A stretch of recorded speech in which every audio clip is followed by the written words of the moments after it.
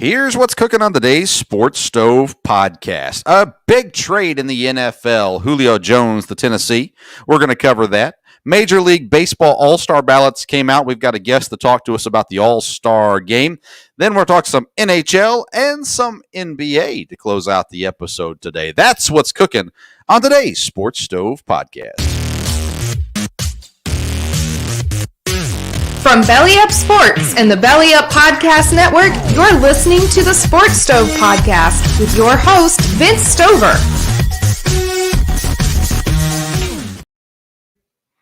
Welcome into a new edition of the Sports Stove Podcast. We're excited about everything going on in the sports world. We're recording just after the Atlanta Hawks and Philadelphia 76ers game. We'll talk about that later in the podcast. Dad is back with me again today. We'll have another guest on in just a few minutes to talk Major League Baseball All-Star Game. And if you are listening to us, I wonder if maybe you could have a better listening experience. One of the ways that can happen is with the help of Skull Candy. Dad, why don't you tell the listeners about Skull Candy? Tell you what, whether you're looking for true wireless freedom or total musical immersion, it's time to get great deals on Skull Candy Audio. You've got the Dime True wireless earbuds for only $24.99 actually, and you have the Shesh Evo True wireless earbuds, and they're discounted to $39.99. So just go to the Skull Candy link, click on that in either the podcast description or in the YouTube description or in the podcast notes. And that'll let them know that the Sports Stove sent you. All right, so Skull Candy's been a great partner with us so far, and we'd definitely love for you to use some Skull Candy products. I've got my Skull Candy headphones on right now, and absolutely love them. I got these for $19.99, by the way. So there are some very affordable options on Skull Candy. There's obviously some high-quality stuff there as well. Great opportunities for you abound. Dad, we're going to start off today talking the NFL. The news came out today. We're recording on Sunday. Julio Jones and the Tennessee Titans are going to be teaming up. Tennessee is sending a 2022 second-round pick, 2023 third-round pick, and a 2023 sixth-round pick for Julio Jones. And so Atlanta, the report came out this week that they could not sign any of their rookies until they traded Julio Jones because they didn't have the cap space to do it. So we knew it was going to happen fast. Tell me what you think Julio Jones' addition to Tennessee is going to do to help out Tennessee in the AFC South. Well, we talked about this. I think Julio Jones will help out any team that he goes to. Tannehill has had a couple good seasons. He can throw the long ball, so I think it could be a help. Not necessarily a Titans fan, but I think it'll improve the Titans. They've got Brown to go along with it, and of course they've got the great running back. Should make them much more competitive. I don't know that it'll make them a shoe-in to win the AFC, but it'll create a lot of excitement for the Titans fans, being he's from Alabama, and a lot of graduates there.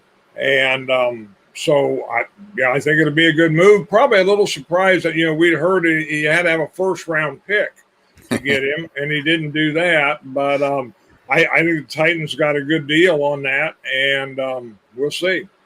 Well, they obviously wanted a first-round pick, but it was pretty clear nobody was sending a first-round pick. And the reason why, it's not because Julio Jones isn't good, but his age, his injury history, and his contract is the issue. He's wanting a new contract, so he's going to cost you a lot of money. And if you're going to give up a first-round pick, you probably want him to be 2 or 3 years younger in order to do that. Now, I put out on Twitter just a few minutes ago, I think the Titans will end with their record closer to third place in the AFC South than first place in the AFC South. So here's my thinking on that. First of all, I think the Colts win the division. I think the Jaguars are going to be better. They're not going to be a playoff team. I don't think. I'm going to wait till closer to the season to make a prediction on that. But I think the Jaguars are looking at a 8-9 record, a 9-8 record, somewhere in that range in a 17-game season. And so I think the Titans will be closer to third place than first place record-wise. And the main reason I think that is because the Titans have had their success when they're running the football effectively and when they're playing good defense. Now, I like Julio Jones. I don't think this is a bad thing for Tennessee to do. My question is this going to force them to go away from what they're best at? Meaning, are they going to focus more now on throwing the football when their best successes come running the football? I don't think it's ever a bad thing to add a player like Julio Jones to your team. I wish Green Bay would have done it, but it fits Green Bay more to have dynamic receivers. If you're the Titans, are you confident that Ryan Tannehill can lead your team throwing the ball mainly as opposed to the rushing game leading your team? And for me, now maybe you're saving Derrick Henry. Maybe you're adding a couple years onto his career by bringing in Julio Jones. I don't know. But that's kind of my thought. You might stray away now from what's gotten you successful. And I'm not a Ryan Tannehill believer as far as him being a great NFL quarterback. I think he is an average or maybe even above average quarterback is probably the right way to say it. But I put him in a similar category as an Andy Dalton, kind of in that range of quarterbacks, which some people will take low, but I rate Andy Dalton much higher than a lot of people. Any thoughts on that? Are the Titans going to go away from what they're good at now, or does it really matter having as much talent as they have now on the offensive side of the ball? Unless they're trying to save Derrick Henry, I don't think they'll go away from what they've been doing. I think when you add Julio Jones and now you have him and Brown, then when you're setting up the pass, I mean, you've got the weapons. So whenever I think they'll run the ball and you'll have to try to stop the run, and then they've got quite the weapons on either side, go either way. And Julio Jones at this point in his career with his age is probably going to be fine about that.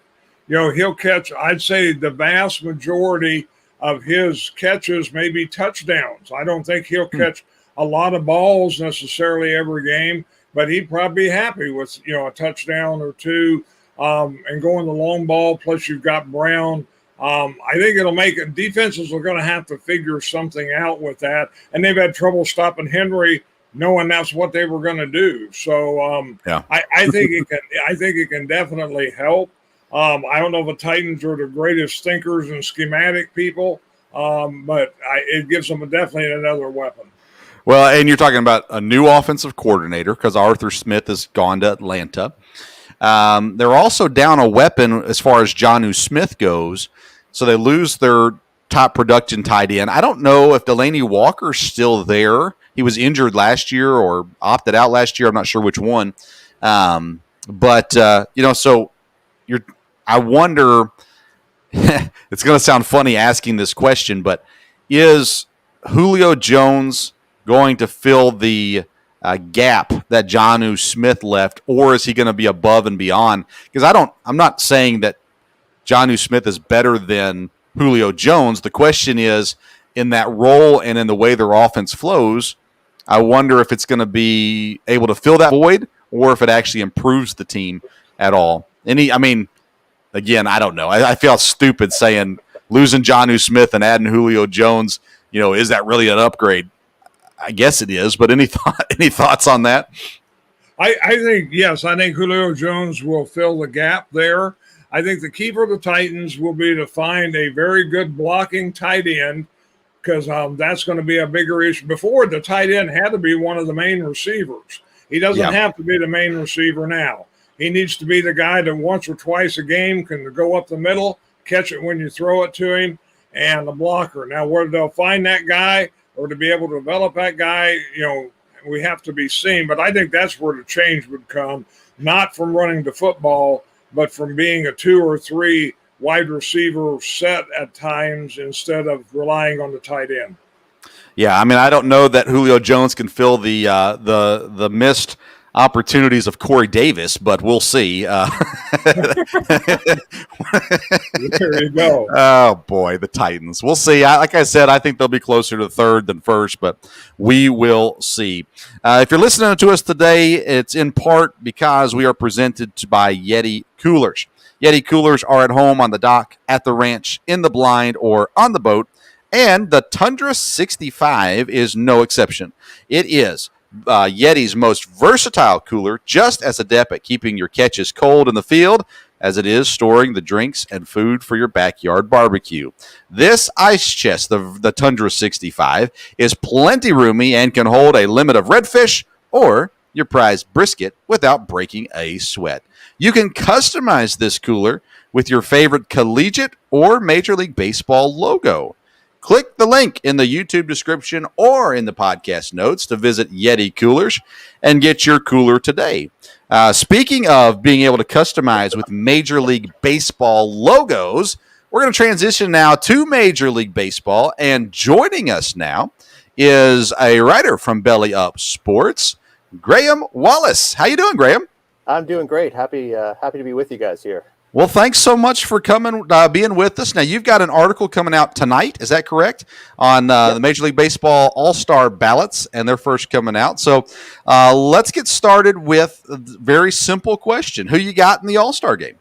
Yeah, it's a great question. I didn't have too much difficulty with my selections this year, and really happy that there is an All-Star game after last year's kind of rapid-fire season.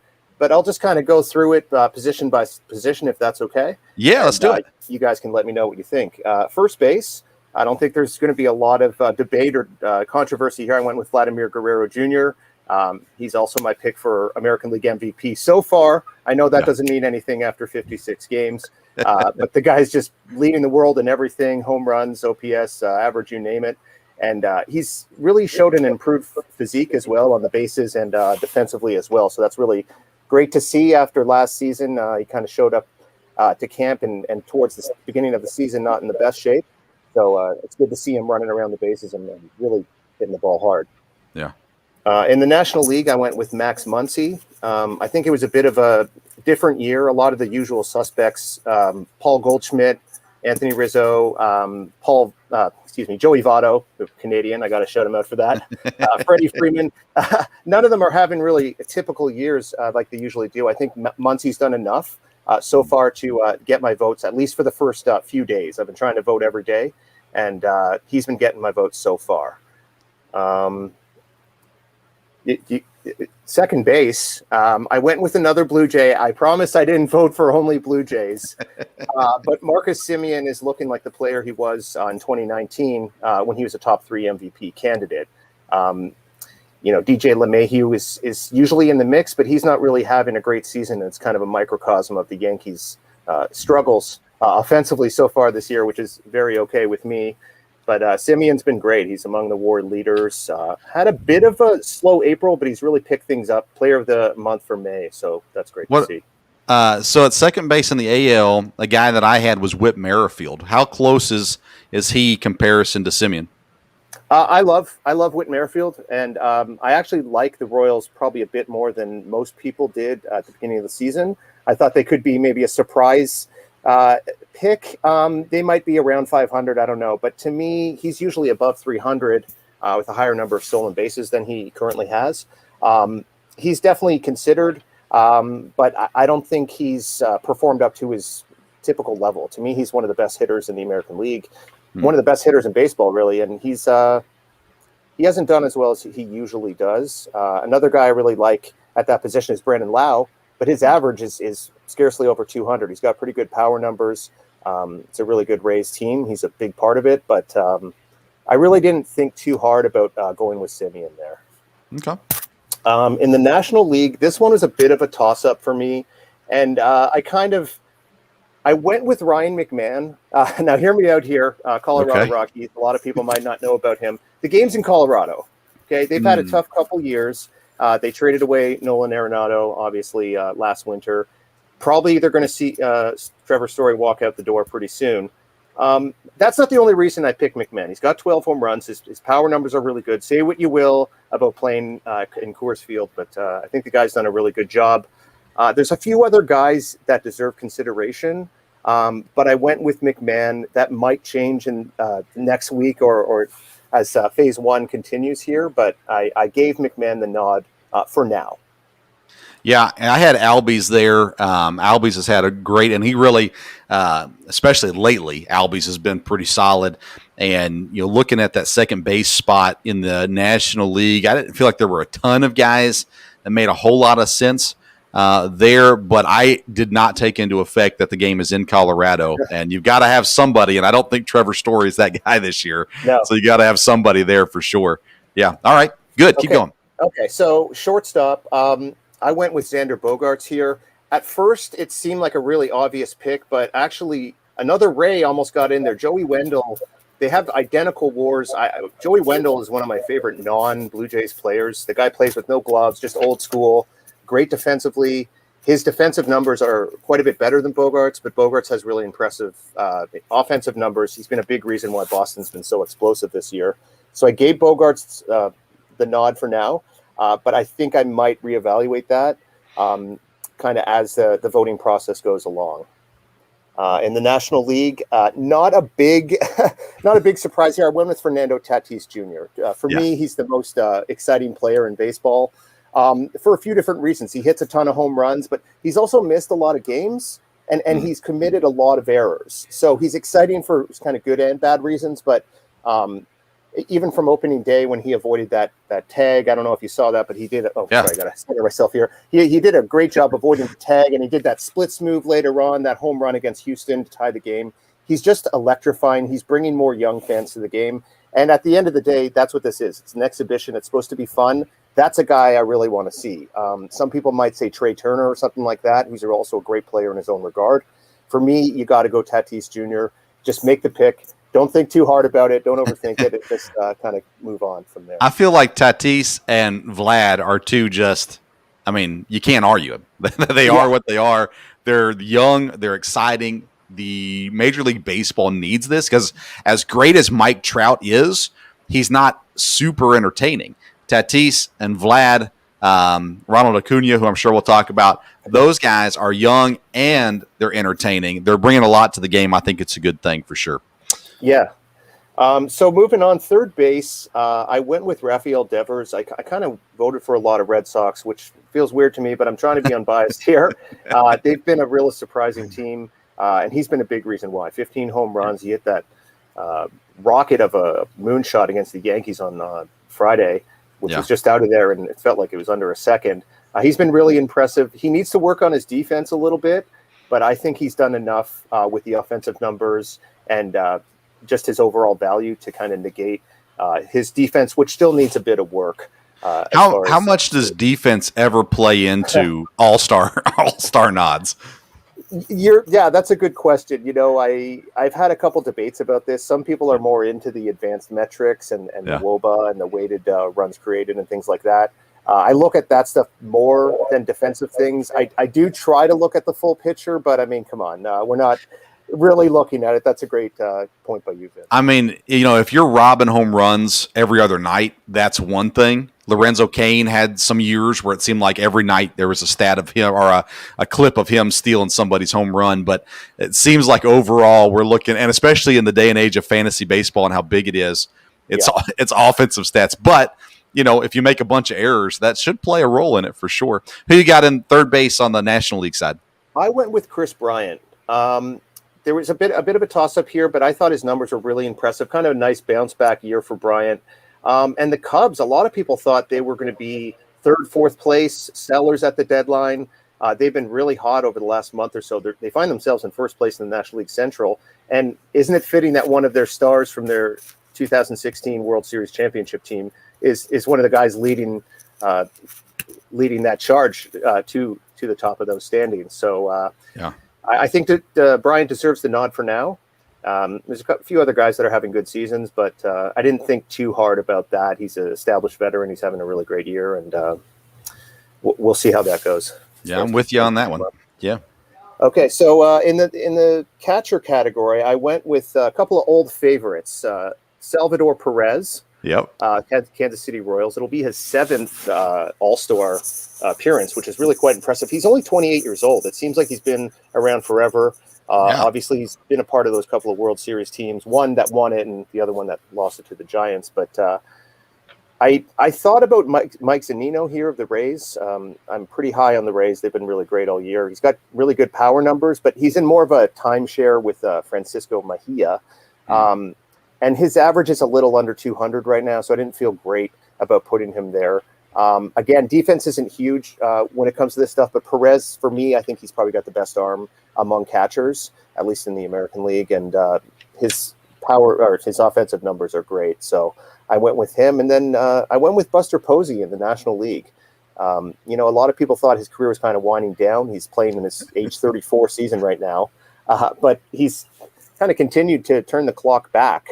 And there's quite a few guys in the National League that are having really good seasons. Carson Kelly, Real Muto, and even Yadier Molina. Age 38 season, he's hitting, I believe, 279, something like that. So he might make the team. And if he makes it, that'll be his 10th selection, which is really unbelievable. I think the guy's a Hall of Famer, first ballot, most likely, and just had a great career. So a couple of the old guards there, if you will. It's amazing the season Posey has had. Dad's a Giants fan, so he's been really happy with it. And you know, coming into the season last year, you had the prospect that came up and played last season. He didn't really do great in San Francisco, but that kind of seemed to be maybe changing of the guard happening.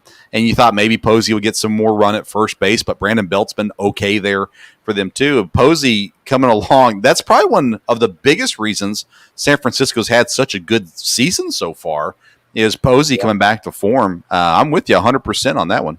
Okay, good to know. I think Joey Bart was the prospect that have kind of waiting in the wings there, but he might have to wait in those wings a little bit longer than he thought.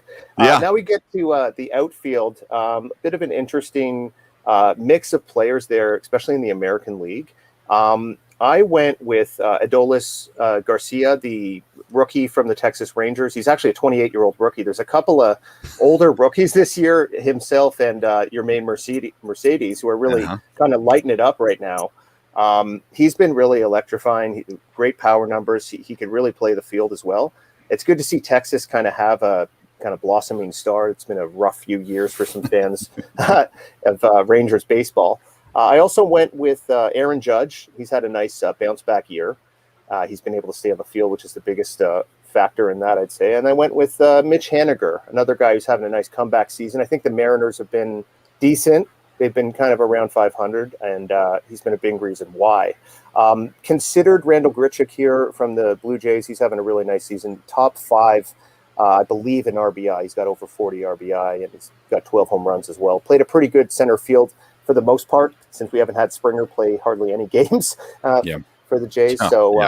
I might change my picks there eventually. Feel pretty good about Garcia and Judge. I might mix that third selection in there, but so I've got kind of the feel-good story. Trey Mancini is the guy that I have over Garcia in that slot. His stats are good. Baltimore's not good, but it's nice to have a representation in the All-Star game. And for me, the story of Mancini's return from the cancer and everything is pretty awesome. So I kind of went the sentimental route, I guess, with Trey Mancini. But I got Haniger and Judge in there also. Okay, it's funny. Baltimore is having a really tough year. But Cedric Mullins, you could also consider him as well. He's got really good numbers. He's got a WAR above 2, and good stolen base numbers. Pretty underrated power as well. I don't think both of them will probably get in there, but just another kind of food for your thought, perhaps for a future ballot. Yeah. Now, in the National League, I went with Ronald Acuna Jr. We kind of talked a little bit about him earlier, and I went with a couple of Reds. I felt weird about this because they're around. You went with 2 Reds? I did, yeah. Oh my goodness! Leading the National League in batting average, so I felt bad about not having him on my ballot. And I went with Jesse Winker. He's had a great year. He's in the top 5, I think, in average as well. Thought about Tyler O'Neill, Canadian as well, but I don't want to vote for him just for that reason. Again, Reds aren't having a great year, but I think they both deserve it. So unless one of them gets really cold or someone else heats up or whatever, I think I'm going to stay like that for the rest of the voting season, but we'll see what happens. So I guest appear on a local show most Saturday mornings, and basically 5 minutes of my 20 to 25 minutes on the show is just bashing the Reds because I live in Lexington, Kentucky, just south of Cincinnati. I do have Castellanos on there as well. I had Mookie Betts in there as the third. I just feel like he's going to end up being there anyhow. So Winker, I'm not a Winker fan. He's had some great games. He's had a good season for him, especially. Yep. But you look at the Reds and you see that the batting average is not resulting in scores a lot of times for Cincinnati. And but I don't think you can ignore Castellanos on there for sure. And it's the first ballot, so we've got time to make changes if it's necessary. Yeah. You're definitely right about that. I guess just one other pick, it would be the DH in the American League. Yeah. This is a bit of a controversial one. You could definitely go a lot of different routes here. I went with JD Martinez. I think he's having the best season. I mentioned Mercedes a bit earlier, and a lot of people say you got to have Ohtani in there. He's a great player. He's an exciting player. He's been pitching really well lately too. He hit a 16th home run of the season the other day. I think he should be on the team. But if I'm voting starters, I think Martinez has been a little bit better. His average is quite a bit better. And I just think he's a bit of a better player. So yeah, and I think you're going to be on the Pesky report later this week, right? Yes, I will. So they'll be happy. They'll be happy to hear about JD Martinez in there. I agree. I think I've been surprised by Boston as a whole, but by JD Martinez, of course, that means you've got 3 Red Sox, right? Yeah. What am I doing? Yeah, and no Rays, which is kind of crazy. That might change eventually, but trying to be unbiased. And the other weird thing I found about my ballot, to kind of poke holes in my own ballot before someone else does, is I don't have any White Sox, and they've been arguably the best or the second best team in the American League, either them or the Rays. But I think it's sometimes the sum is greater than the team is greater than the sum of its parts, if you will. Yeah. They've gotten good managing. They've gotten really good starting pitching, which we haven't really talked about. The pitchers yet. So we'll see what shakes out in the next few weeks, but that's what I've got so far. I feel pretty good about it. Obviously some people can disagree or say this and that, but I feel pretty good about it. And I feel great that we actually have an all-star game, like I said.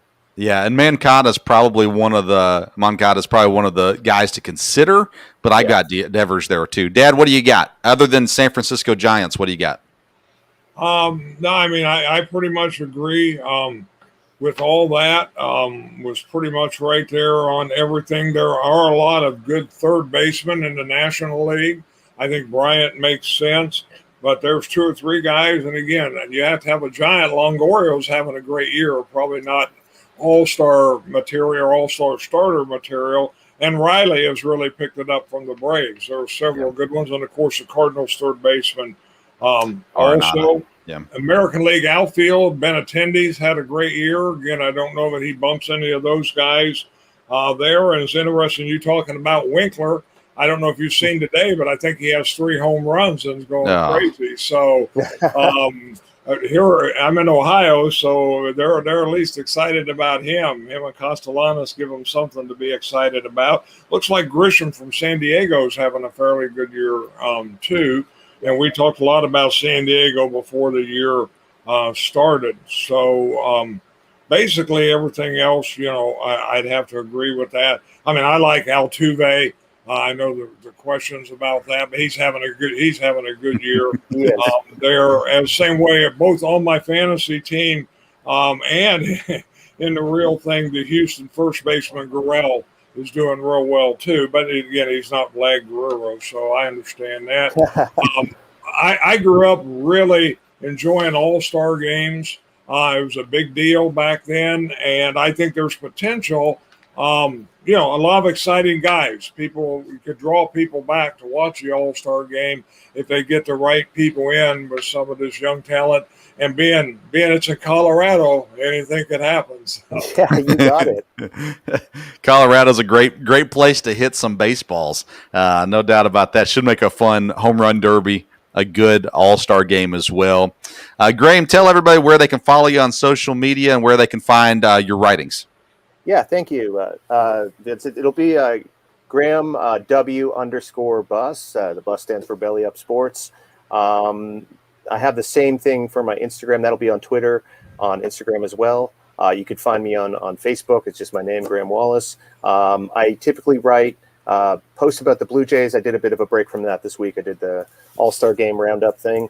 I'll be coming out with a post a little bit later on today. So you can find that at bellyupsports.com. It's usually under the baseball category or sometimes in the featured category as well. So, yeah, come find me on Twitter. I'd love to hear from you. Love to hear some comments. And really great to kind of have some interaction with some of my Belly Up family, Belly Up team. I put this out there on the baseball page, and great to get some responses from that. And great to have you have me as a guest on your show, and really excited to be on the Pesky Report a little bit later on next week as well. Yeah, so I'm having two Canadians on this week. We got Rod Peterson coming on Tuesday, and Graham on today, and we will obviously tag Graham in our Twitter post when we post out the podcast version of this episode. And so you can just click on his Twitter handle there on the post and follow him and everything from there. And of course, go visit bellyupsports.com and read all of Graham's writing as well. Graham, thank you so much for taking the time to be with us. We'll have you on again sometime, probably closer maybe to playoff season, something like that. We'll talk to you again. Yeah, thank you so much, Vince. I hope my Blue Jays are in there, and you guys enjoy the rest of your Sunday. Thanks, Graham. Okay, see ya. See ya. All right, that's Graham Wallace from bellyupsports.com. Great conversation there with him about the Major League Baseball All-Star. Dad, I was pretty much right with them all along. I had a couple differences there in the AL outfield and in the NL outfield, but pretty much, and first base. I had Freddie Freeman from Atlanta at first base, but overall, pretty much right down the line with them. Any major thoughts or differences with him? No, not really. Like I said, be interesting to see how the voting goes. But again, I think, he was selecting the guys that'll make for a great team and make for watching the game. And there's a lot of guys at this point of the season who have the stats that are all pretty equal. May not be that way at the first of next month, so we'll see. Yeah. All right, well, let's transition out of baseball and on to the NHL. Of course, we're in the second round of the playoffs in the NHL. Montreal leads 2-0 over Winnipeg. Colorado 2-1 in the series over Vegas. Boston and the Islanders are tied up at 2 apiece, and then Tampa Bay up 3-1 over Carolina as it sits during this recording. Two things I want to talk about real quick, though, Dad. Let's start with the Scheifele hit. This was made big news, a lot of people talking about it. He ends up getting suspended for 4 games and chose not to appeal the suspension. I watched this hit a lot, look back at it, and I just didn't see the penalty. I didn't see a 4-game suspension. If the and I don't have it written down, the guy that he hit, had he gotten up and skated off, I mean, we're not even talking about this other than a great hit, in my opinion, at least. I don't understand the suspension. I don't understand why you wouldn't appeal the suspension. But I don't think I've asked you yet about this. So what are your thoughts on the Scheifele hit? Does it warrant a suspension? Did you see the illegalness of the hit, or what do you think on this? Well, again, I think they took that guy off on a stretcher at the end of the game.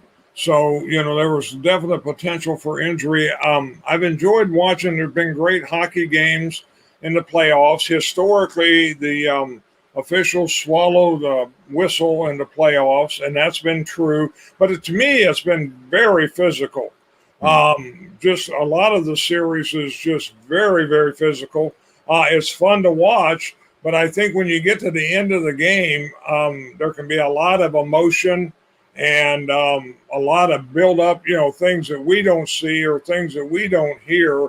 And, you had an empty net goal, and he just was fed up. As meditated as it seemed to be, the guy made a long run at the guy.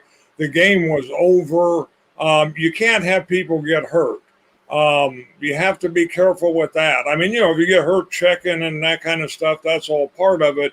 But I think it was excessive, whether it was 4 games or not, playoff games, that is pretty extreme because it's going to have an effect probably on the playoffs. I think it definitely warranted a penalty. So when he made contact, the puck was not across the goal line yet. So ultimately he was trying to stop the goal, obviously. And some say he even slowed up a little bit before the hit. He didn't hit him in the head, which he didn't get called for hitting him in the head. He got called for charging, was the penalty on the ice, 5 minutes for charging. You say we can't have people getting hurt, but it's hockey. I mean, I know we're in a society that is afraid of people falling down, but I don't know. To me, especially any suspension, I didn't think it was warranted of any suspension. If you call the penalty on the ice, so be it. You say the game's over, but if he stops skating, if he stops playing, he's going to get benched because he didn't try. So, to me, it was a no-win situation for Scheifele. I'm shocked they're not appealing the suspension, and try to get it down to 1 or 2 games, because 4 games in the middle of the playoffs, that's not ideal. So I was surprised by it. We're going to talk with Rod Peterson about it on Tuesday, and he's shared his thoughts already, but want to get some final thoughts from him on it as well. The other NHL topic, Dad, we want to discuss is they announced today the NHL and the Canadian government worked out a deal so that during the playoffs, Americans can travel into Canada for the games. The players can travel into Canada for the games, but there's going to be heightened protocols. So they're going to get tested every day. They're going to be quarantined and bubbled while they're there in Canada. They're not allowed to have any contact with the outside world as far as leaving the bubble or anything like that. They're going to go in, they're going to play the games, and they're going to come back to America. This makes sense from the idea of getting actual home games in Canada in the playoffs and helping the Canadian teams.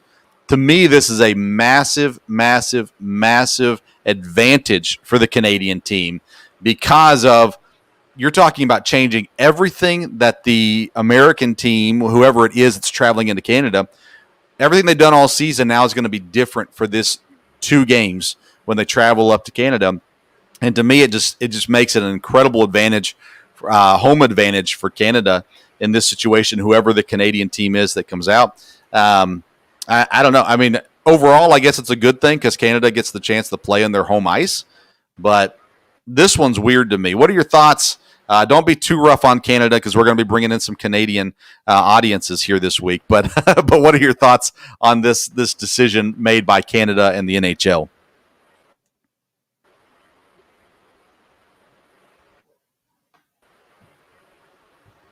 Oh, we lost him. He cut off there just a second. We'll get him back to get his thoughts on this.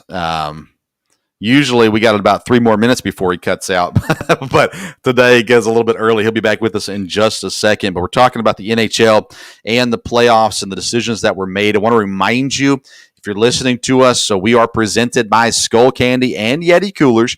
We provided a link for you to use in the podcast notes or in the description of the YouTube video. If you'll use those links to go visit Skull Candy or Yeti Coolers, they'll know that we sent you, and if you purchase anything, you'll be helping out the podcast as well. We've got Dad back now. Okay, so we're asking about the Canada decision to go with the heightened protocols, so to say, for the American teams that come in. Your thoughts on that?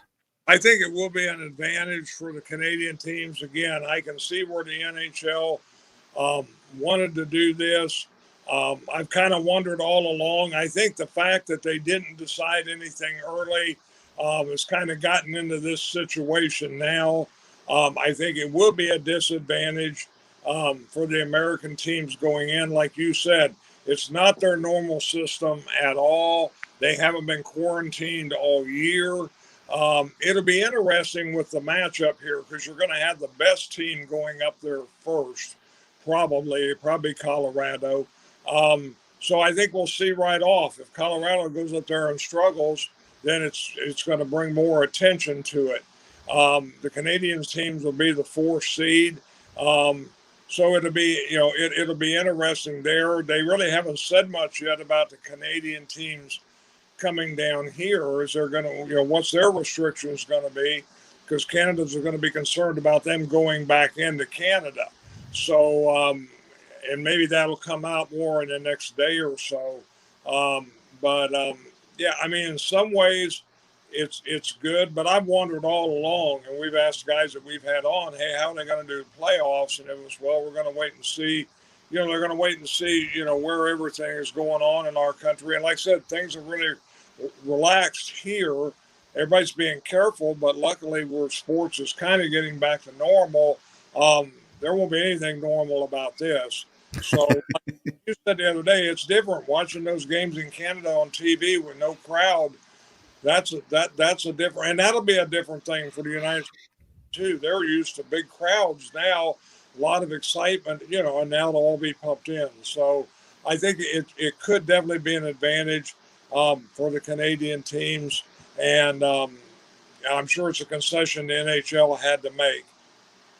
Yeah, and I don't know how often the players are tested currently in America, but you're talking about daily COVID tests, and that could affect, down the later on in that series or even into the next series, it could affect things with having to be quarantined and stuff like that. If someone tests positive, we've already went through rounds of false positives and things like that. To me, I'd be terrified if I was on the American team going into Canada, thinking, you think back to the 70s and 80s when people would do whatever they could to knock out star players, food poisoning or anything like that. Now you look at, hey, all Canada has to do is have a false positive on this test, and the best player in the NHL isn't allowed to play in the series. So that'll be interesting, and a little bit of fun politics mixed in there, some conspiracy theories thrown in there as well.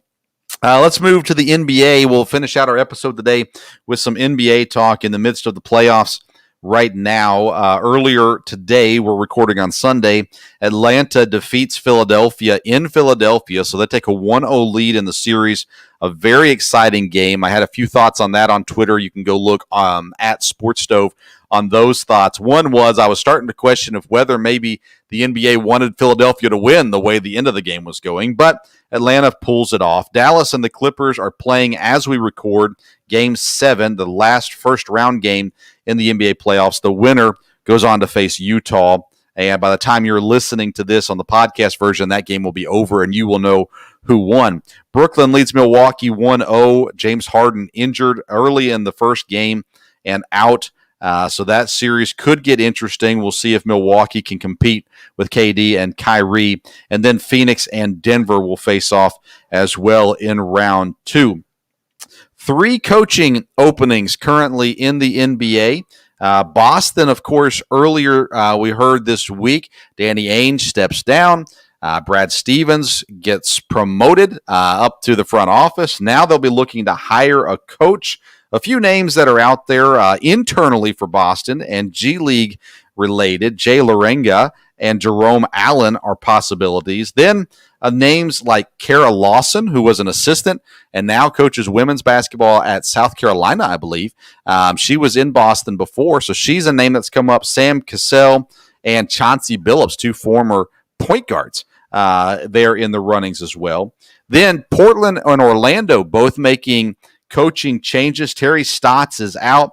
Dame Lillard said, I want Jason Kidd to be my coach. Jason Kidd said, I'm taking my name out of consideration for Portland. So Jason Kidd, not an option for Portland, which means he's probably the Celtics guy, the way that sounds to me. But Portland names that are out there right now, Chauncey Billups, Jeff Van Gundy, Mike D'Antoni, and Michigan head coach Juwan Howard. This is the second time I've heard Juwan Howard's name come up for NBA coaching jobs.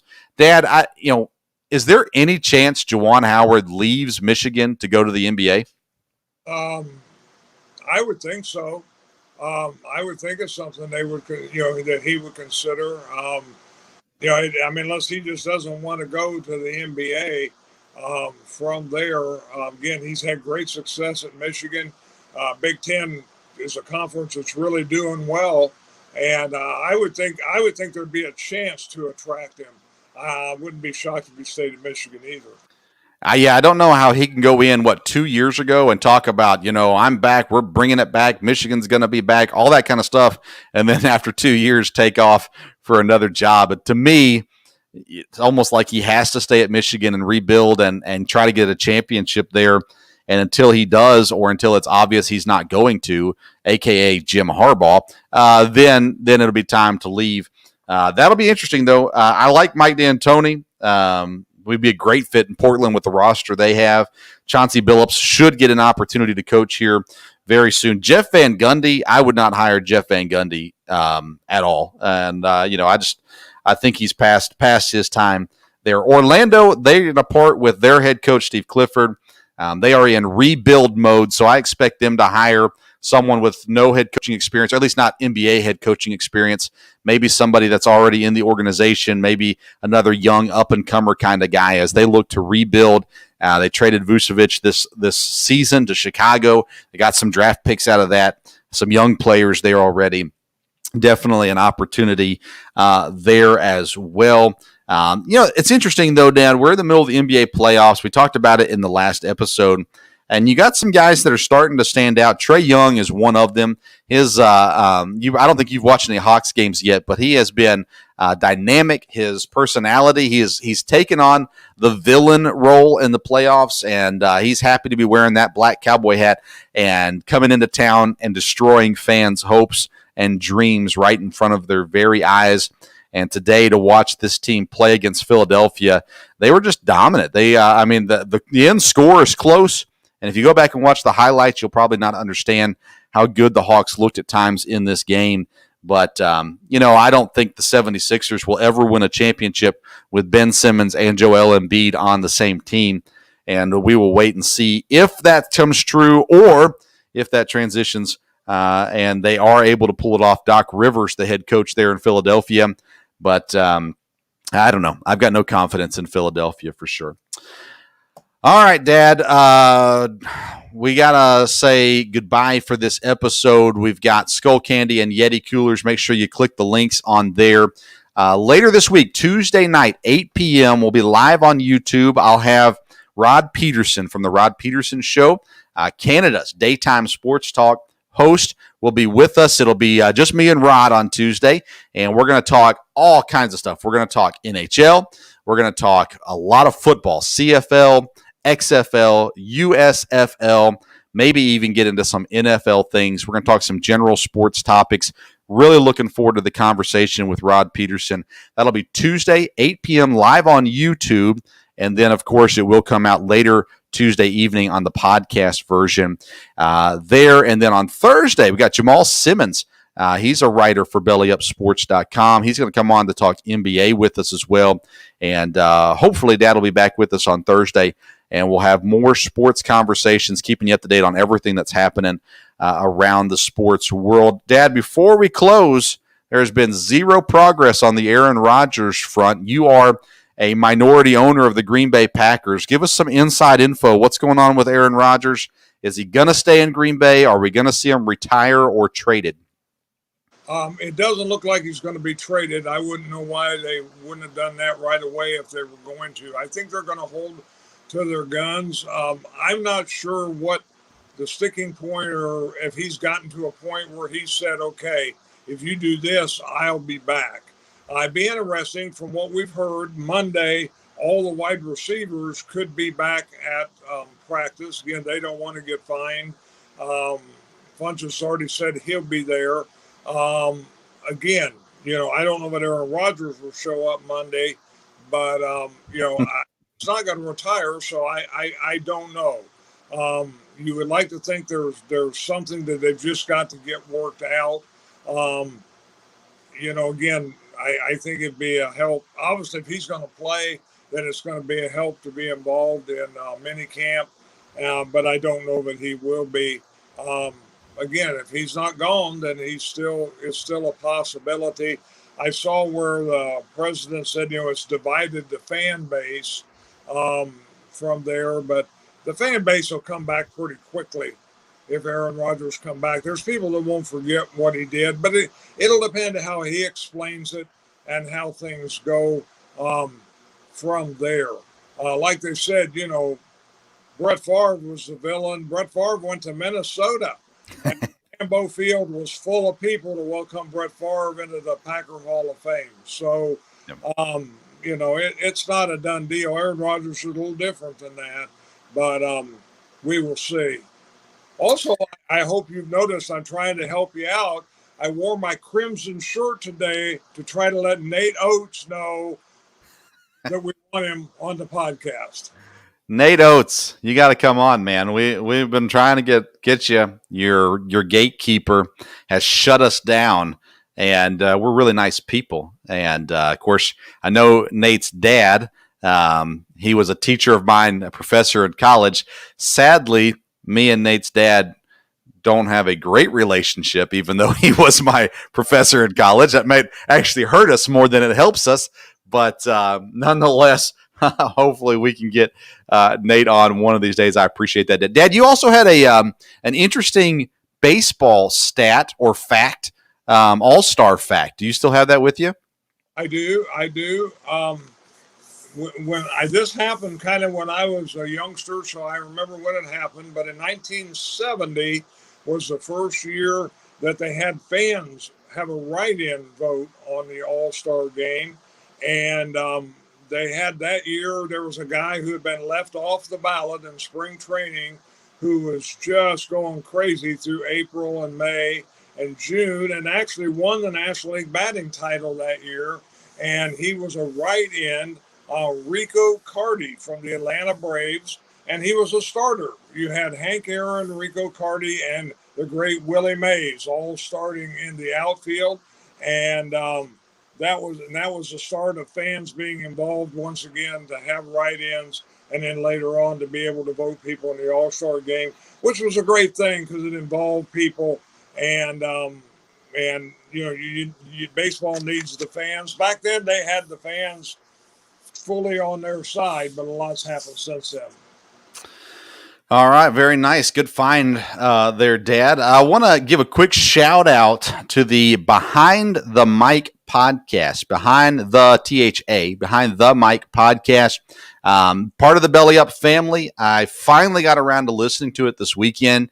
Phenomenal podcast, NFL history. His most recent episode was about how the teams got their names. Really, really great podcast. And I wish I would have listened to it earlier, and I finally got around to it. So shout out if you're listening today and you like the NFL and NFL history. He's got a ton of episodes there with lots of history. So look that up, Behind the Mic podcast. We'll have Mike on this podcast here in the future as we get a little closer to the NFL season. But wanted to give him a shout out because it really is a terrific podcast. And there are several good podcasts on the Belly Up Network. There are some not. So no, I'm just kidding. They're all fine. They don't all make the All-Star game, but they're all good podcasts. But Behind the Mic podcast, worth your time to take a listen to there as well. All right, Dad, thank you so much for being with us. We sure appreciate Graham Wallace joining us earlier today as well. Make sure you go and follow Graham and look at his writings. He's got good stuff there on bellyupsports.com. Go visit the links for Yeti coolers and for Skull Candy. And until next time, which will be Tuesday at 8 p.m. on YouTube and on the podcast when we have Rod Peterson on, we'll see you around the